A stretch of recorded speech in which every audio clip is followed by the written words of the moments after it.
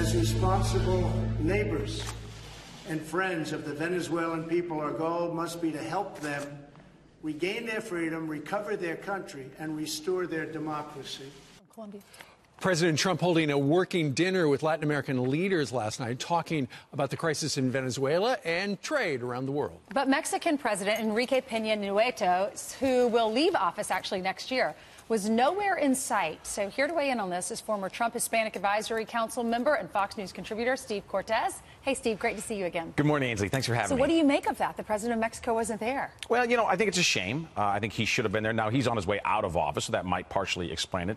But I think more importantly, rather than talk about who wasn't there, let's talk about who was there. Sure. And President Trump, I think, has been so impressive for a man who has no experience before this in politics, no experience in diplomacy. He has shown himself, I think, to be quite the diplomat already. We saw that on his trip to Saudi Arabia, several of his overseas trips. He's going to be going to China in November, and certainly what he's doing right now here in this city in New York, and gathering these Latin American leaders to discuss critical problems, most particularly Venezuela, which has become not just a political disaster, but frankly a humanitarian disaster. And what the president apparently has been pushing is the idea of democracy in Venezuela, which is very foreign to them. Right. Well, and you know, it's such a shame, Steve, because here we have a country who was once wealthy, a country blessed with crude oil.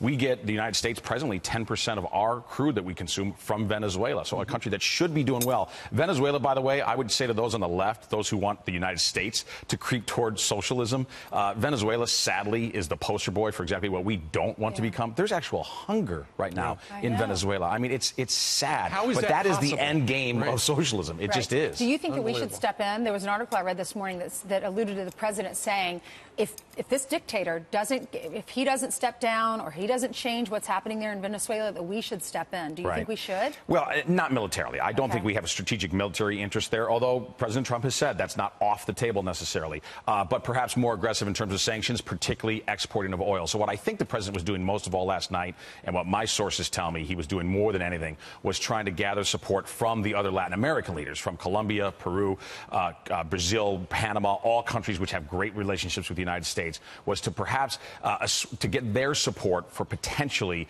an embargo on oil exports from Venezuela, something that they don't want the other Latin American countries right now, but we may need to take that step because Maduro, the leader there, unfortunately, is a tyrant. He's a dictator, and he's causing human suffering on a scale that's almost unimaginable. Well, the president taking part in the festivities over the general election just one day in, it's already made plenty of headlines. Yes, you know, listen, this is a president. We know this from the campaign. We know this from his time in office. His pace is frenetic. This is what happens when you get an entrepreneur in office, somebody who is a doer, a builder of buildings, a builder of companies, now a builder of coalitions and programs that are going to help not just the people of the United States, but in fact the people of the hemisphere. And his big speech is today. You'll see it live here on the channel. Steve, thank you very much. Thanks for having me.